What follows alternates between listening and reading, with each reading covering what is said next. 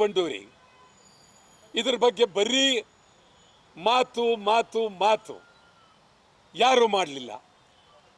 ಹೋರಾಟ ಅನಿವಾರ್ಯ, ಹೋರಾಟ ಮಾಡಬೇಕಾದ ಪರಿಸ್ಥಿತಿ ನಿರ್ಮಾಣ ಆಗಿದೆ. ಇದರ ಬಗ್ಗೆ ಆದರೂ ನೀವು ಶಾಸನಸಭೆಯಲ್ಲಿ ಮಾತನಾಡಲಿಲ್ಲ ಮತ್ತು ಜಿಲ್ಲಾ ರಾಜಕಾರಣಿಗಳು ಅವರು ಸಂಪೂರ್ಣ ಮರಾಠಿ ಏಜೆಂಟರು, ಮರಾಠಿ ಗುಲಾಮರಾಗಿದ್ದಾರೆ. BJP ಇರ್ಬೋದು, ಕಾಂಗ್ರೆಸ್ ಇರ್ಬೋದು, JDS ಇರ್ಬೋದು, ಎಲ್ಲರೂ ಮರಾಠಿ ಗುಲಾಮರಾಗಿದ್ದಾರೆ.